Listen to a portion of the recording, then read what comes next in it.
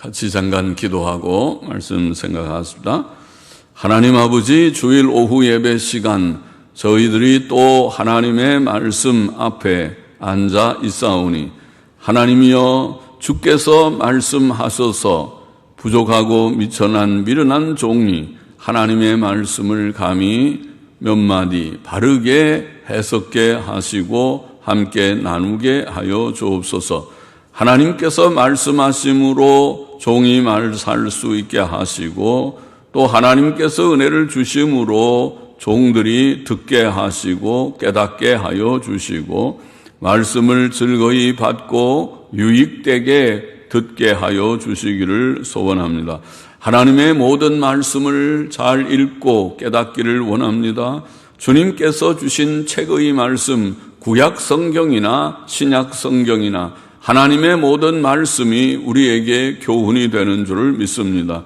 오늘 신약 시대에도 구약의 모든 말씀이 여전히 우리에게 교훈이 되는 줄 믿습니다. 하나님이여, 그 뜻을 바르게 이해하며 바르게 적용하게 하여 주시고 유익되게 깨닫고 마음의 교훈을 삼게 하여 주옵소서. 감사하며 예수님의 이름으로 기도하옵나이다. 아멘. 출애굽기 21장 같이 보십시다. 21장 1절부터 17절 여러 규례들이 나오는데 종, 살인, 납치, 부모 공경에 대한 규례들, 이렇게 제목을 넓게 잡아보았습니다. 1절 2절 다시 보다. 네가 백성 앞에 세울 율례는 이러하니라. 율례라고 번역한 미슈파팀이라는 히브리 말은 미슈파팀, 샤파트라고 하는 동사에서 나온 명사입니다. 미슈파팀. 샤파트가 재판한다, 그런 단어입니다. 샤파트, 재판한다. 미슈파팀은 판단들, 옛날 영어 성경은 판단들, 또 근래의 성경들은 뭐 규례들 혹은 법들, 그렇게 판단들 그러면 조금 자연스럽지 않으니까 아마 그렇게 번역했겠죠. 일종의 재판법들이라는 뜻이라고 보입니다. 재판법들, 재판법, 재판을 하는 재판의 여러 법들, 규례들, 좋습니다. 율례, 네가 백성 앞에 세울 율례, 우리는 율례라고 번역했습니다. 내가 히브리 종을 사면 그가 6년 동안 섬길 것이요 제7년에는 값없이 나가 자유할 것이며. 자, 2절부터 11절의 이 말씀은 먼저 종에 관한 규례라고 할 수 있겠습니다. 종에 관한 규례. 21장은 공의의 보응, 하나님의 공의의 법을 쭉 말씀을 하고 있는데 먼저 종에 대한 규례를 이렇게 말씀하셨습니다. 이스라엘 사람이 동족 히브리 사람을, 같은 동족의 사람을 종으로 사게 될 때에 6년 동안만 자신을 섬기게 해야 했다, 그 내용입니다. 오늘날은 종이 뭐 없어 보이긴 하지만은 그래도 오늘날도 고용하는 그런 관계는 있죠. 돈이 있는 사람, 가난한 사람은 돈 있는 사람에게 고용을 당해서 일을 해주고 돈을 받기도 하고 그러죠. 넓게는 비슷한 그런 주종 관계라고 볼 수도 있는데, 여기 옛날에 종은 히브리 사람의 종이든 뭐 이방 사람의 종이든 종은 가난해서 종이 되는 경우가 많습니다. 너무 가난하면 남의 종이 됩니다. 레위기 25장 39절에 보면 사람이 가난하면, 그 다음에 갚을 것이 없으면, 빚을 지고 빚을 갚을 수 없으면 종이 되는 것입니다. 그래서 종이 돼서 그 집에 가서 종살이를 합니다. 그래서 집 일해주고 그렇게 하는 것입니다. 그러나 히브리 종, 같은 동족의 사람이 종이 될 때, 가난해서 종으로 팔려서 와서 종으로 사서 종으로 부리고 또 종으로 부림을 받을 때에 6년 동안만 일을 시켜라, 그렇게 되어 있어요. 6년간. 그래도 감사한 일이죠. 6년도 긴 세월이긴 하지만은 돈이 없어서 돈을 못 갚고 빚을 많이 졌으니까, 그러니까 갚을 길이 없고 살 길이 막막하니까 종이 되어서 6년 동안 그래도 종살이를 하면 다 자유하게 빚을 탕감받으니까 그래도 감사한 일이죠. 그래서 제 6년간 일을 시키고 제 7년에는 아무 조건 없이 자유케 해야 했습니다. 그래서 감사한 일입니다. 이것은 가난한 자에 대한 배려라고 볼 수 있습니다. 또 레위기 25장에 보면 종에게는 너무 엄하게 하지 말아라. 엄하게 하지 말아라. 품꾼이나 우거하는 자같이 일시키는 품꾼처럼, 그러니까 일시키는 일꾼들한테도 너무 엄하게 하면 다시는 일 안 하려고 하겠죠. 그 집에 안 오려고 하죠.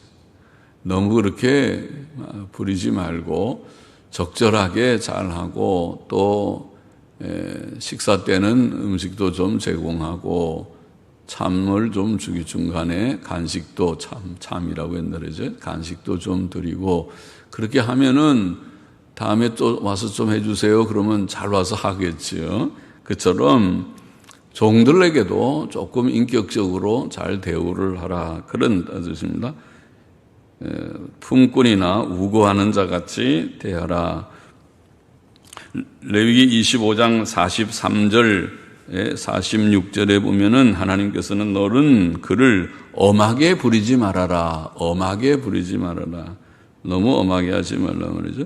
너희 동족 이스라엘 자손은 너희 피차 엄하게 부리지 말지니라. 그렇게 말씀. 너무 엄하게 하지 말아라. 참 종을 그래도 배려하는 거죠. 요즘에는 종이 아닌데도 좀 뭘 가진 사람이 가지 못한 사람한테 너무 심하게 대한다. 그래서 사회에 그런 뉴스거리가 되고 또 여론의 지탄을 받고 뭐 그러지 않습니까? 성경은 그렇게 하지 말아라. 그렇게 벌써 오래전에. 이 모세의 법은 지금부터 말하면은 3,500년경이죠.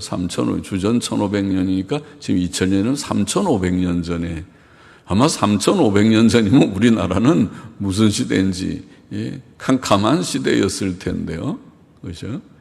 3,500년 전에 이렇게 그래도 가난한 사람들, 종을 배려하는 그런 법을 하나님께서 주셨구나 할 수 있습니다. 3절 계속 보십시다.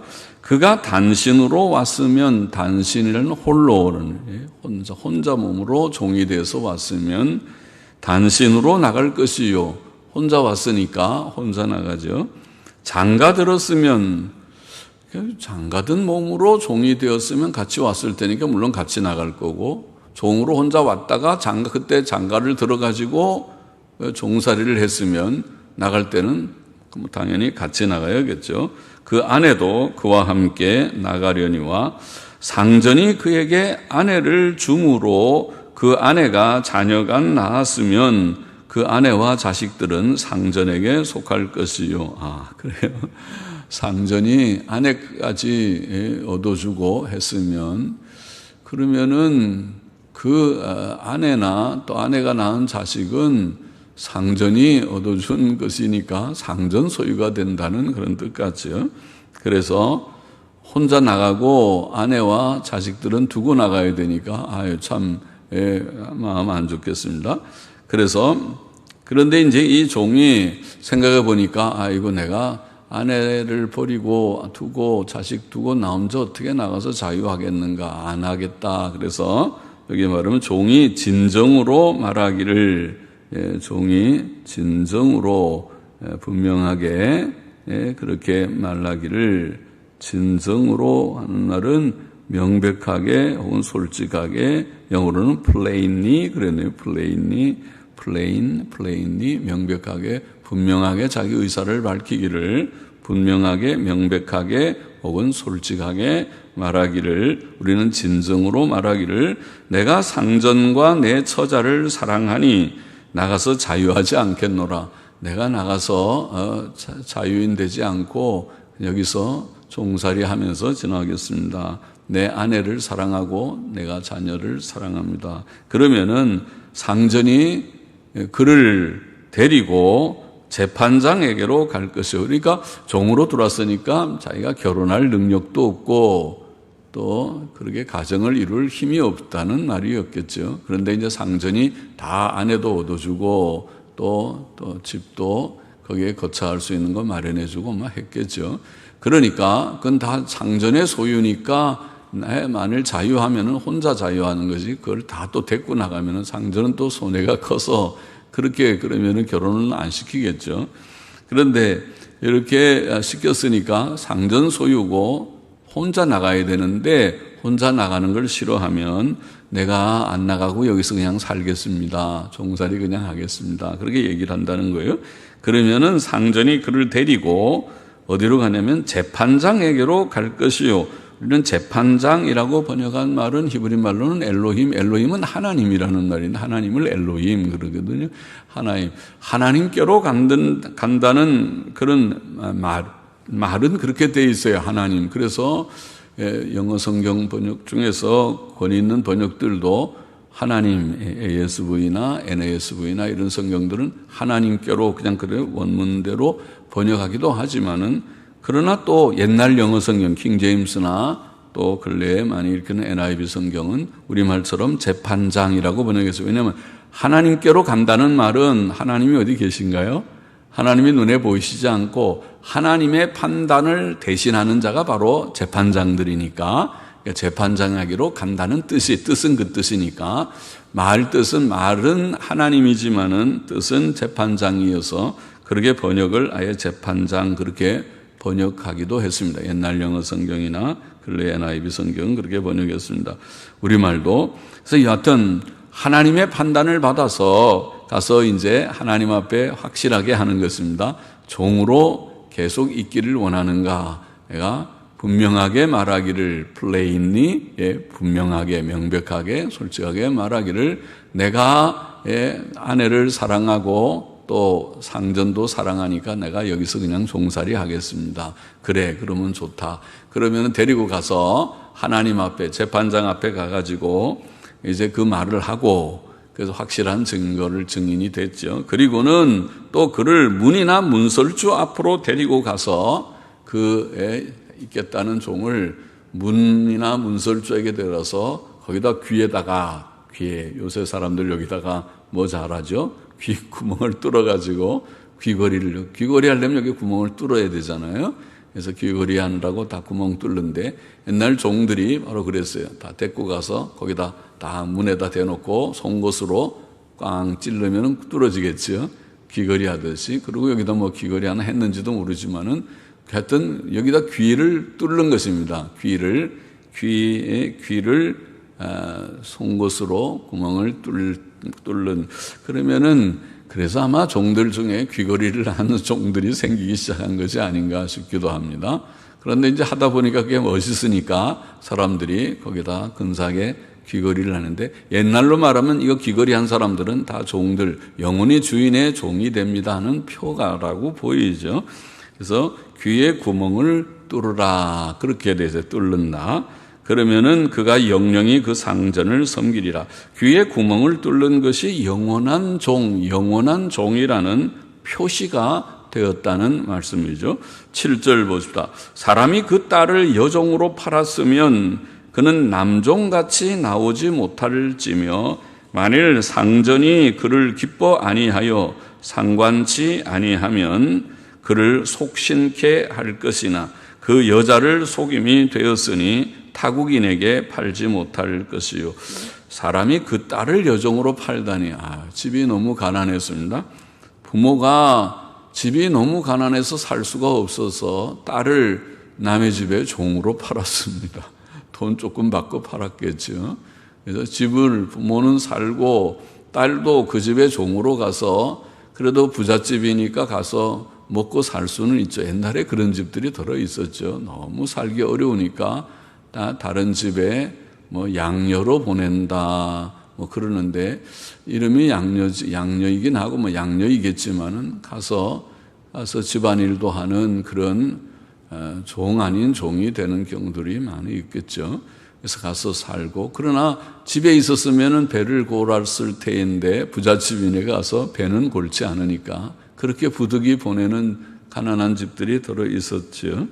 그래서 이제 가정이 어두워서 그렇게 이루어지는 경우입니다. 그런데 이 문맥을 보면은 만일 상전이 그를 기뻐하지 아니하고 상관치 아니하면, 이런 말씀을 보면은 그 주인에게, 종일 뿐만 아니라 일종의 종은 물론 주인의 소유라고 여겨지는 것이 종이니까 주인에게 첩으로 드리는 조건으로 행해진 경우라고 보입니다. 그래서 이런 여종, 앞에 종들은, 히브리 종은 6년 동안만 일하고 7년째는 자유하는데, 이렇게 첩으로 들여진 부모가 팔아서 종으로 간 딸의 경우는 6년 후에도 남종과 같이 나오지 못합니다. 그 집에 완전히 첩이 되는 것이니까 그 집에 그런 주인의 소유로 계속 있게 된다는 말이죠. 그러나 여기에 또 보면은 만일 상전이 그를 기뻐 아니하여 상관치 아니하면 그를 속심게 할 것이나 그 여자를 속임이 되었으니 타국인에게 팔지 못한다. 만일 그 여자가 자기를 첩으로 정한 주인을 기쁘게 하지 못하면, 주인이 저 종은 내가 원치 않는다, 만일 그렇게 하면 주인은 그를 자유케 할 수 있었으나, 그래서 이제 돌려보낼 수도 있고 그럴 수도 있습니다. 그러나 그렇지 않을 때는 영원히 거기에 종이 돼야 되는 거고, 주인이 원치 않으면 돌려보낼 수는 있으나, 그를 속인 일이 되었으므로 자기 첩처럼 여겨서 종으로 삼겠다고 데려와 놓고는 그를 기뻐하지 않으니까 속인 일이 되었으므로 타국인에게는 팔 수 없다. 그냥 자유케 하면 하지, 자, 이 동네는 아마 부끄러워서 그런지 다른 나라 사람들, 타국인에게 팔아먹어버리자, 그리고 파는 것은 안 된다, 그렇게 규정을 했습니다.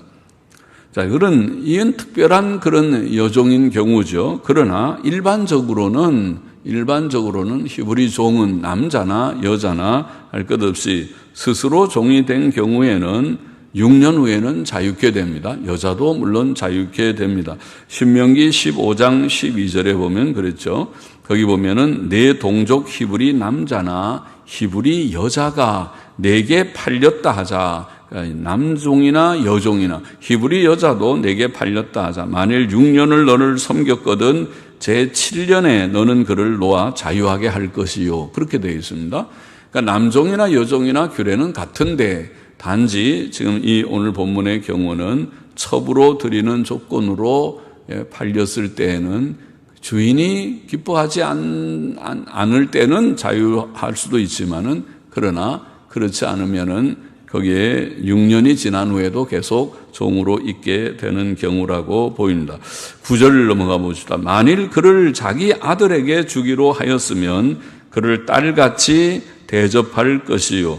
만일 상전이 달리 장가들지라도 그의 의복과 음식과 동침하는 것은 끊지 못할 것이요. 이 세 가지를 시행하지 아니하면 그는 속전을 내지 않고 거저 나가게 할 것이니라. 이것은 첩으로 얻은 여종에 대한 상당한 배려였다고 보입니다.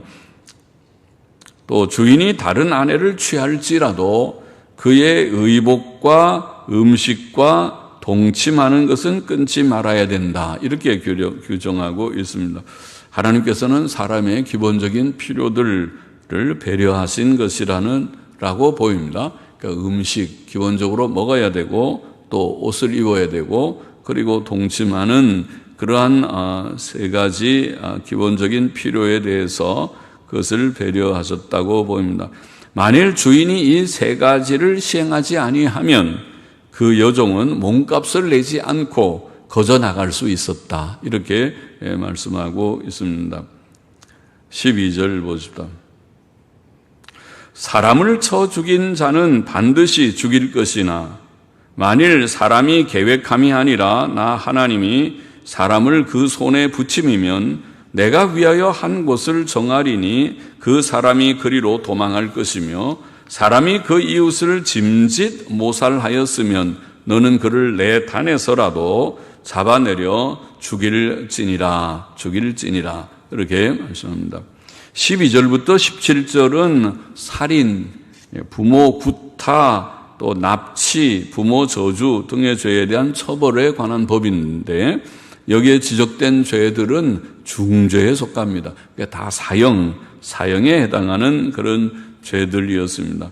그래서 12절부터 17절에는 반드시 죽일지니라 4번이나 그런 말이 나오고 또 내 단에서라도 잡아내려 죽일지니라 이런 말씀도 한 번 나와서 전부 5번이나 반드시 죽이라는 그런 말씀을 첨부하고 있습니다.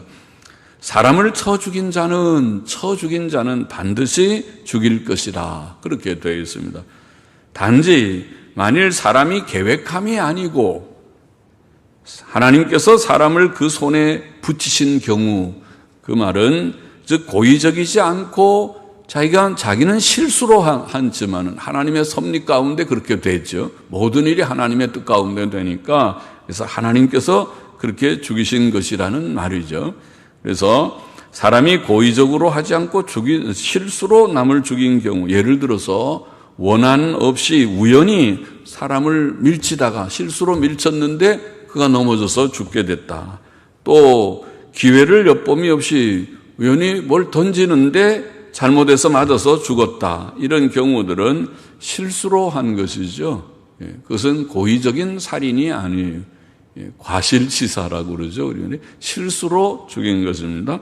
또 신명기 19장 5절에 보면 사람이 이웃과 함께 벌목하러 나무를 베러 산에 올라가서 손에 도끼를 들고 벌목을 하다가 도끼가 도끼자루에서 빠져서 사람을 맞춰서 죽게 하면 일부러 죽이려고 한 것이 아닌데 자기는 나무를 하다가 열심히 세게 친다고 하는 게 도끼가 탁 빠져서 옆에 사람을 쳐서 죽였으면 그런 것은 살인이 사실은 아니죠. 살인이긴 하지만 사람을 죽였지만 고의적인 살인은 아니라는 말이죠. 그럴 때에는 죽일 수 없다. 그게 공의입니다.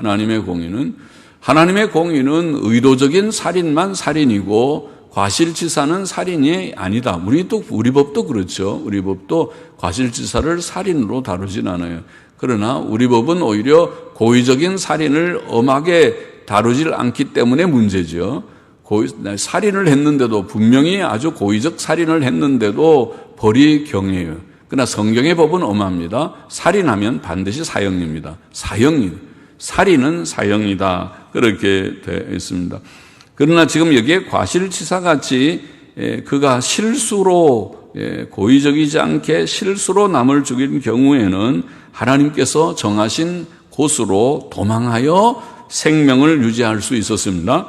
자, 이런 용도로 구별된 성이 있죠. 그것을 우리가 도피성 그렇게 말하죠. 도피성, 피신하는 성이죠. 그것이 요단강 동쪽에 세 개의 성이 있고 서쪽에도 3개의 성, 모두 합쳐서 6개의 도피성이 있었습니다. 그 도피성을 여기에 언급하고 있습니다. 그러나 고의적인 살인의 경우는 달랐습니다. 짐짓 모살하였으면 이라는 원어는 간교하게 죽이기 위해 뻔뻔스럽게 행하면 이런 뜻인데 뻔뻔스럽게 행하면 고의적 살인이죠. 고의적인 살인을 한 경우는 반드시 죽이라 그렇게 되어 있습니다. 예를 들어서 민수기 35장에 보면 철 연장으로 사람을 쳐 죽이면 사람을 죽일 때 철 연장을 하나 들고 사람을 치다든가 또 나무 연장을 들고 사람을 쳐 죽이면 이건 완전히 고의적인 것이죠. 칼을 들고 사람을 죽이고 그러면 이게 고의적인 것이죠. 그러니까 이런 고의적인 자들은 거기에 대해서는 용납하지 않았습니다. 반드시 죽일 것이라 그렇게 되어 있습니다. 고의적인 살인자는 도피성으로 피신한다 할지라도 거기에서 끌어내어서 사형을 시킵니다. 반드시 죽임을 당해야 했습니다. 15절 보십시다. 자기 아비나 어미를 치는 자는 반드시 죽일지니라. 살인뿐만 아니라 부모를 치는 자, 구타하는 것이죠. 부모를 치는 자는 또 치면 부모를 죽일 수도 있겠습니다. 부모를 치는 자는 반드시 죽일지니라 이렇게 되어 있습니다. 부모를 치는 자는 반드시 죽일지니라. 네. 자, 자기의 아버지나 어머니를 치는 것은 제5계명을 직접 어기는 죄죠. 하나님의 권위를 대항하는 일이며 참으로 배은망덕한 아주 악한 일입니다. 부모가 누군데 자기를 낳고 길러준 그런 자가 부모인데 그 부모를 치다니 그래서 그런 자를 제5계명을 어긴 그런 자녀를 반드시 죽이라 엄하죠. 자녀들이 부모를 대항하고 부모를 칠 때에 사형에 해당했고 16절 보십시다. 사람을 후린 자가 그 사람을 팔았든지 자기 수하에 두었든지 그를 반드시 죽일지니라. 후린다. 사람을 후린다는 가나브라고 하는 이 후린다는 말은 도적질한다는 바로 그 단어입니다. 출애굽기 20장 15절에는 도적질한다는 말로 번역된 단어입니다. 사람을 도적질한다는 말이죠. 납치라는 거죠. 사람 납치하는 거죠. 사람을 납치하는 그런 일. 그것은 도적질 중에도 가장 악질적인 도적질이라고 할 수 있습니다. 사람을 도적질하다니.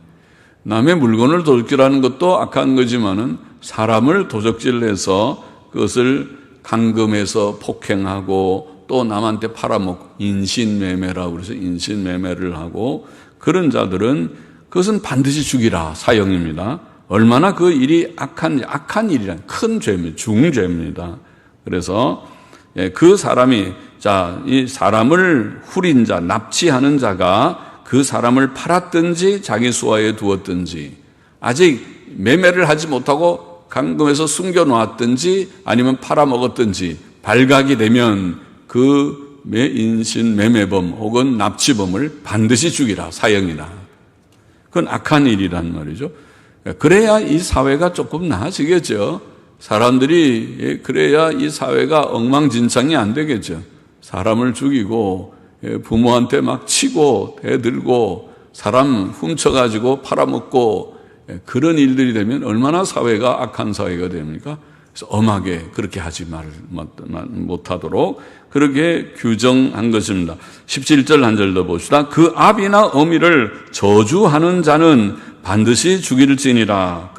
그 아비나 어미를 저주하는 자는 반드시 죽일지니라.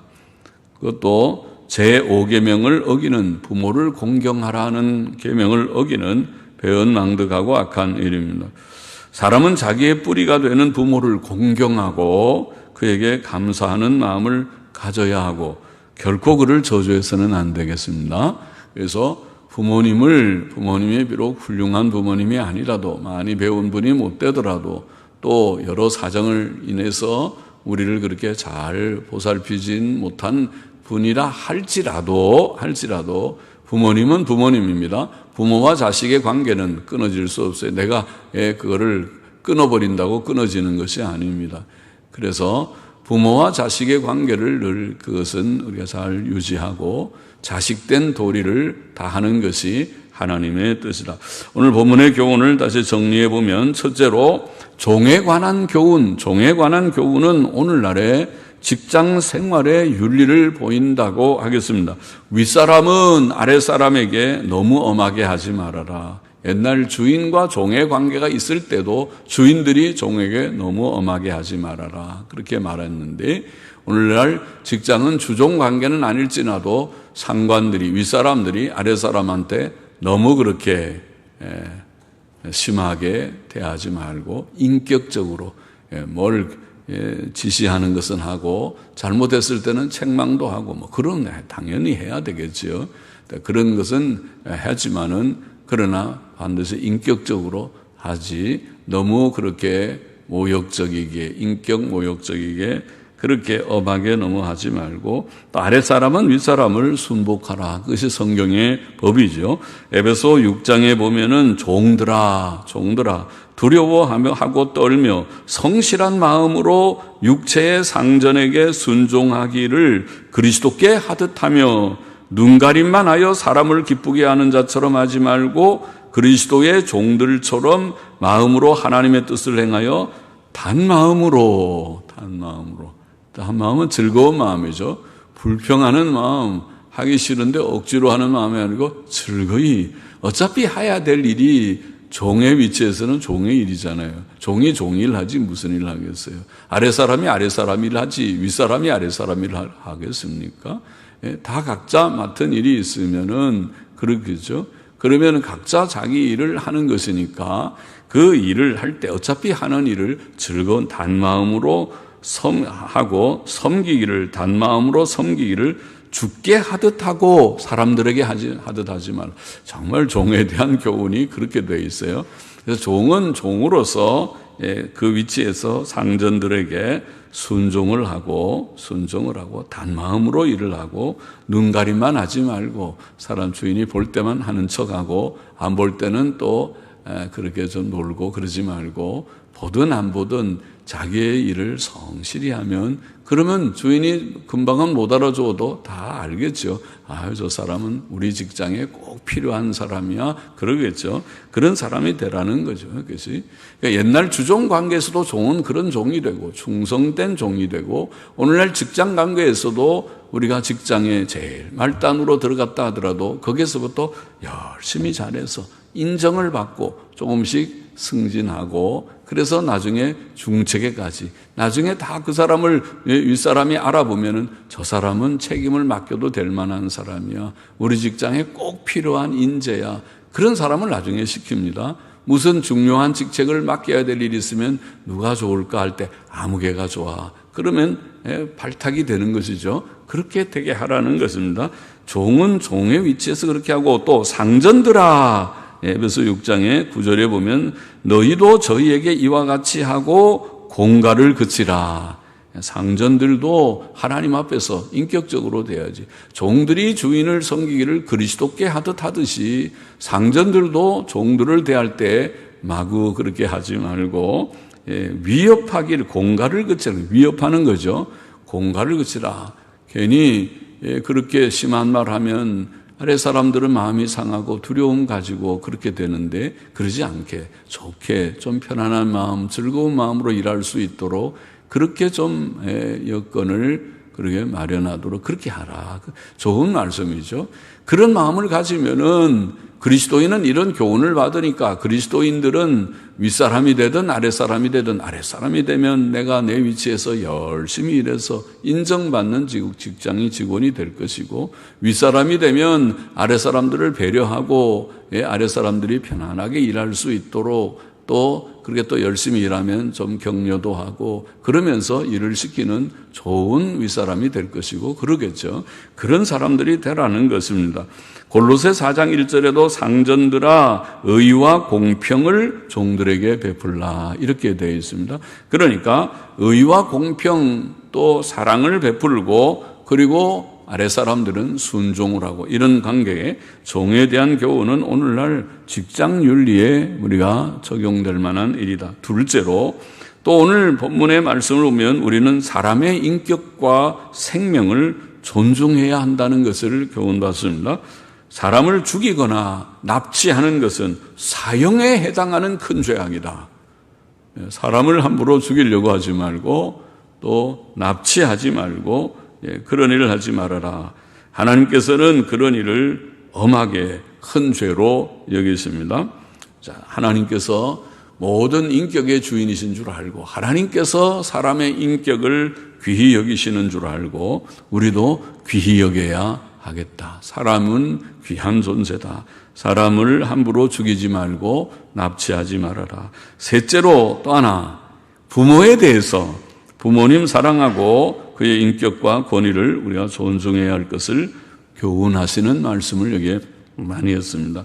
자녀들이 결코 부모님을 치거나 부모님이 어떤 때는 좀 자기의 마음에 맞지 않는다고 대들고 또 함부로 말하고 또 어떤 때는 이제 좀 손이 좀 컸다고 힘이 있다고 그러면은 부모가 이제는 좀 힘이 쇠해지는 때가 되면 부모를 막 윽박지르고 치려고 아주 나쁜 사람들이죠. 그 사람은 사형이에요, 사형.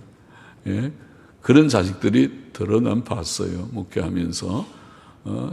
친자식은 아니고 이렇게 친척에 해당하는데도 노인들을 욱박질러서, 그러면 노인들은 나이가 들면은요, 80, 90, 이게 이제 나이가 들면은 젊은 사람들이 막 욱박지르면 두려워 떨어요. 막 손을 발발 떨고 그냥 막 안정이 안 돼서, 감정이 안 돼서 벌벌 떠는 거를 제가 봤어요. 에이, 못된 자식이 있다. 못된 자식이다. 저런 사람, 젊은이가 그 못된 줄 하나님 앞에 벌 받을 것이다. 그렇게 하면. 속으로 제가 생각했어요. 그렇잖아요.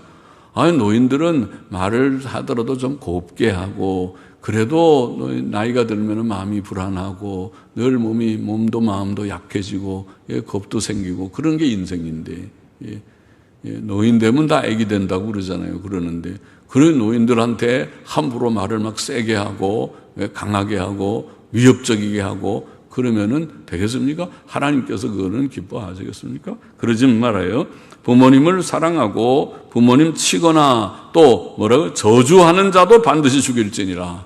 부모님 치거나 저주하거나 그러지 말아요. 부모는 공경해야지 될 대세. 공경하라. 부모를 공경하고 순종하라. 부모님은 순종하고 공경해야 된다. 그래야 복 받는다. 그래야 복 받지. 부모는 부모지. 네가 부모가 돼봐라. 네가 부모가 되면 부모가 어떻게 해야 되는지 좀 알 거다. 네가 부모와 자식 키워서 한번 자식 키워서 살아보면 그 자식이 부모를 위할 때 마음에 기쁘지만은 부모를 섭섭하게 할 때 얼마나 마음이 고통이 되는지를 네가 이제 경험하게 될 것인데, 네가 그러지 말아라. 너는 부모를 공경하는 자가 되라. 그러게 말씀합니다. 오늘 자, 종과 주인에 대한 직장 윤리를 좀 생각했고, 또 사람의 인격과 생명을 우리가 귀히 여기고 존중해야 된다. 부모님을 특별히 사랑하고 우리가 존중해야 된다는 것을 교훈으로 좀 기억해야 되겠습니다. 기도하십시다. 하나님 감사합니다. 오늘도 이 말씀, 율법 속에 하나님이 주신 이 법은 우리가 어떻게 인간의 인격과 생명을 존중해야 되고, 특별히 부모님의 인격과 권위를 존중하고 부모님을 공경하고 순종해야 될 것인지, 또 종들은 어떻게 처신하고 주인들은 어떻게 처신할 것인지, 오늘날 주님 윗사람들은 어떻게 아랫사람들을 대하고 또 아랫사람들은 어떻게 윗사람들에게 또 일해야 될 것인지, 성경이 가르치는 교훈은 귀하고 바르고 선한 교훈인 것을 저희들이 알고 있습니다. 이것을 우리의 삶에 적용해서 좋은 성도들이 되며 좋은 직장인들이 되며 좋은 주님이여 윗사람 혹은 아랫사람이 되며 좋은 자녀들이 되고 좋은 사람들이 되는 저희들이 되게 하여 주시기를 소원합니다. 예수님의 이름으로 기도하옵나이다.